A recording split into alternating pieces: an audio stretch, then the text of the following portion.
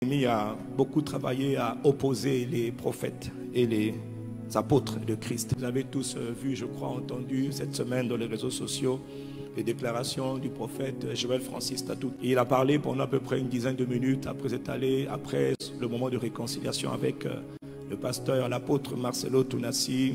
Lui-même, il a tenu à parler le dimanche dernier. Vous savez, la grandeur d'un homme dépend aussi de sa capacité à savoir se remettre en cause. Ok, je vais vous dire une chose, hein. Dieu construit les hommes de Dieu. C'est-à-dire quand Dieu appelle un homme, lui-même, on a parlé d'Abraham, le père de la foi. Dieu n'a pas bâti Abraham en un an, hein, en 10 ans. Hein. Dieu a travaillé Abraham. Dieu a taillé Abraham. Dieu a façonné Abraham. Il n'est pas devenu le père de la foi comme ça en chantant dans son nom. Il a éprouvé. Abraham a fait des erreurs, hein, mais il est le père de la foi. Donc Dieu n'attend pas qu'on soit des hommes de Dieu parfaits. Non, c'est un Dieu parfait qui travaille avec des hommes imparfaits. Et les hommes de Dieu peuvent se tromper. Moi qui parle, j'ai fait des erreurs. Dans le prophète Joël Francis Tatou, lui aussi a dit des choses pour lesquelles il s'est repenti. Il a demandé pardon publiquement pour ceux qu'il avait dit qui avaient égaré les gens. Et il a dit qu'il allait se reconcentrer sur l'appel authentique que Dieu lui avait donné, le message du réveil. Et beaucoup ont commencé à polémiquer. Certains se sont réjouis. D'autres ont dit non, c'est du n'importe quoi. Sachez une chose, c'est que nous nous sommes réjouis. Nous nous sommes bénis. Nous nous sommes heureux. Et je dois vous dire, ne jetez jamais la pierre sur quelqu'un que Dieu a oint. Ce n'est pas parce que Dieu a oint quelqu'un que la personne est parfaite. Non, mais Dieu a oint. Ne critiquez pas hein, ceux qui sont oints, ceux qui sont appelés de Dieu. Et moi qui parle, j'ai enseigné des choses qui n'étaient pas bonnes hier. Et puis quand Dieu m'a parlé, je me suis recadré, je me suis reconcentré sur le message du Christ. Et depuis 2017, quand le Seigneur m'a parlé en janvier 2017, ceux qui continuent à m'accuser, ils m'accusent encore. Moi, j'ai changé le virage.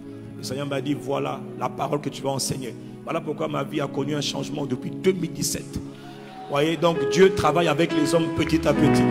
Il a travaillé avec Abraham, il a emmené Abraham. C'est Dieu qui fait les hommes. Ne critiquez pas trop facilement les hommes de Dieu.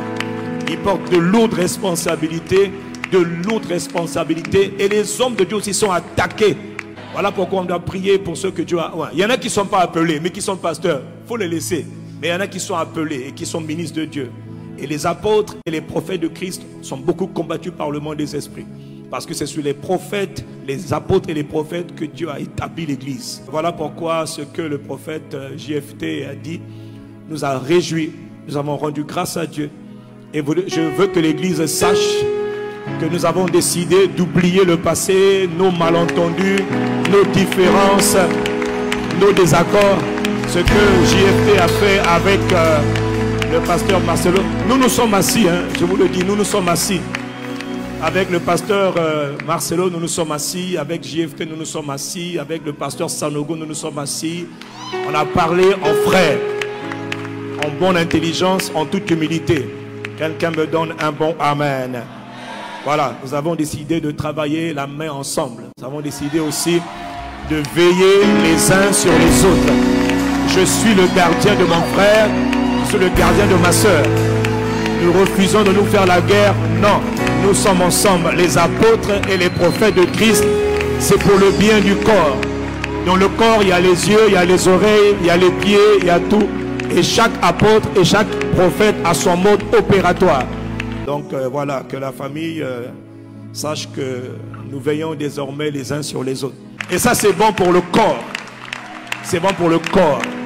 Le corps de Christ dans tous nos pays. Le corps de Christ a besoin de l'unité et non pas des divisions entre les apôtres, j'insiste, et les prophètes. Et il y a une photo quelque part. Voilà. Donc, mais c'est un bon frère et c'est un bon prophète de Christ dans le corps de Christ qui est une bénédiction de Dieu.